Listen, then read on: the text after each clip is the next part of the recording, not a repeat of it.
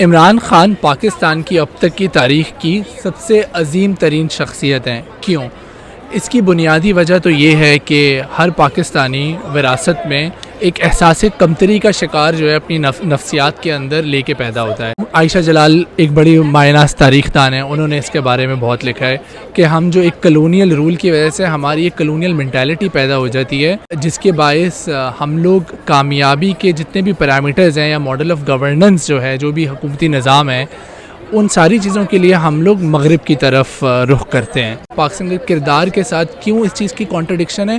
کیونکہ پاکستان بظاہر تو اسلامی پرنسپلز کے اوپر قائم کی گئی ریاست ہے، اور ان دونوں کا آپس میں ایک انہیرنٹ کانفلکٹ ہو جاتا ہے جو کہ پاکستانی معاشرے نے ابھی تک تو ریزالو نہیں کیا ہے۔ عمران خان کی شخصیت اتنی منفرد ہے اس اعتبار سے کہ انہوں نے برطانوی نظام میں جو کامیابی کے پیرامیٹرز تھے انہوں نے وہ عبور کیے، اور پھر واپس پاکستان لوٹے اس خواب کے ساتھ کہ پاکستان کو ایک خود مختار ریاست بنانا ہے جو کہ اسلامی پرنسپلز کے اوپر قائم اور دائم رہے گی۔ اس میں ریزولوشن کیوں نظر آتی ہے؟ کیونکہ ایک شخص نے اپنے انفیریورٹی کمپلیکس کو عبور پا کے اور پھر واپس اپنے وطن کا رخ کیا ہے۔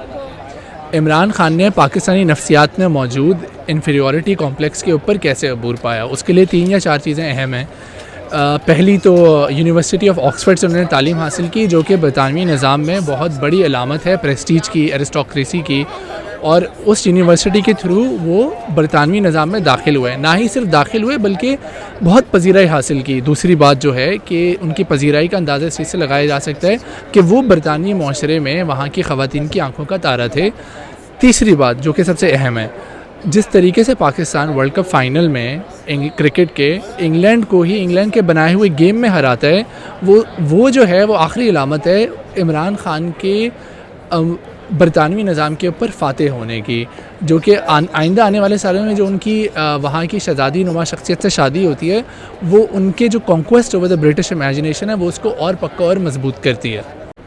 اب غور کرنے کی بات یہ ہے کہ جس ملک کے اندر سب سے بڑی کامیابی سمجھا جاتا ہے کسی بھی مغربی مائیگریٹ کرنا، اس ملک واپس آتا ہے عمران خان پوری مغربی امیجنیشن کو کیپچر کر کے، اور اس کا واپس آنا جو ہے وہ اس سائیکولوجیکل جو کمپلیکس ہے انفیریورٹی کا، وہ اس کی ریزولوشن کی علامت ہے، اور پاکستانیوں کے لیے سکسیس کو ریڈیفائن کرتا ہے کیسے کہ ویسٹ کے اعتبار سے ہی اچیومنٹ اور سکسیس نہیں ڈیفائن ہوگی، بلکہ اپنے ملک اور وطن کی خدمت کرنے میں سب سے بڑی کامیابی ہے۔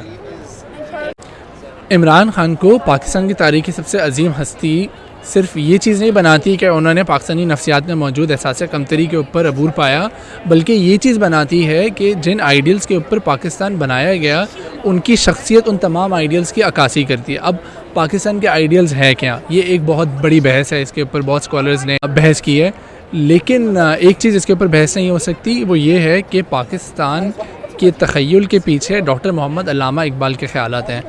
اب پاکستان کے تخیل کو سمجھنے کے لیے ڈاکٹر اقبال کے خیالات سمجھنا ضروری ہیں۔ اس کے 2 پہلو بہت اہم ہیں۔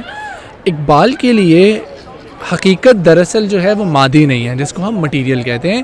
حقیقت کی اصل نیچر جو ہے وہ ہے روحانی، اور جو ہم اپنے ارد گرد ایک مادی دنیا دیکھتے ہیں یا مٹیریل ریالٹی اپنے ارد گرد دیکھتے ہیں، وہ دراصل صرف اس روحانی نظام کی اسپیس اور ٹائم کے اندر تصویر ہے۔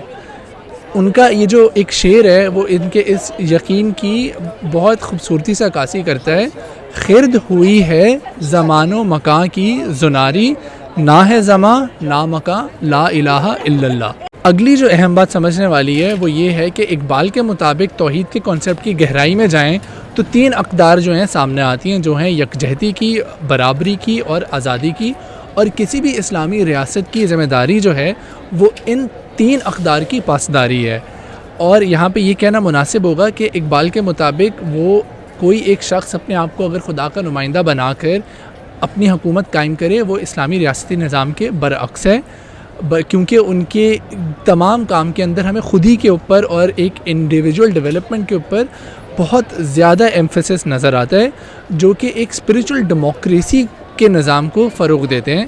اب اس نظام کو قائم کرنے کے لیے جس قسم کے افراد درکار ہیں وہ ہیں جنہوں نے حقیقت کی روحانی فطرت کو تسلیم کیا ہے، اور یہ نہیں کہ تسلیم کر کے کسی درویش کی طرح کونے میں بیٹھ گئے، بلکہ اپنی جو ذمہ داری ہے اپنے معاشرے کی طرف ان 3 بنیادی اقدار کی پاسداری کے لیے، اس کو بھی بخوبی نبھانے کی کوشش کی ہے۔ اقبال کے اس شعر کے اوپر یہاں پہ غور کرنا مناسب ہوگا: فرد قائم ربط ملت سے ہے، تنہا کچھ نہیں، موج ہے دریا میں اور بیرون دریا کچھ نہیں۔ اب اگر ہم دوبارہ عمران خان کی شخصیت کے اوپر فوکس کریں تو ہمیں نظر آتا ہے کہ اقبال کے بتائے ہوئے پاکستان کے لیے یا کسی بھی اسلامی ریاست کے لیے جو تمام آئیڈیلز ہیں وہ ان کی شخصیت میں پورے طریقے سے موجود ہیں۔ اگر آپ ان کا کرکٹنگ کریئر دیکھ لیں، پولیٹیکل کریئر دیکھیں، فلانتھروپی دیکھ لیں، ان سب میں بیشتر مسائل انہوں نے قائم کیے ہیں، جس میں انہوں نے بہت بڑی بڑی مشکلات کے اوپر اپنے ایمان کے بلبوتے اور محنت کے بلبوتے سے عبور پایا، جس سے واضح ہوتا ہے کہ عمران خان جو ہے وہ ایک حقیقت کی روحانی فطرت کے اوپر یقین رکھتے ہیں، اور ایسے تو اور لوگ بھی کرتے ہیں، لیکن ان کی جو کمٹمنٹ کی انتہا ہے وہ ہمیں اس چیز سے پتہ چلتی ہے کہ وہ اپنے بتائے ہوئے اصولوں کے لیے اپنی جان دینے کو تیار ہیں۔ اور وہ کون سے اصول ہیں؟ وہ وہی اصول ہیں کہ اگر آپ توحید کی گہرائی میں جائیں تو جو 3 چیزیں واضح ہوتی ہیں، جو ہیں برابری، یکجہتی اور آزادی۔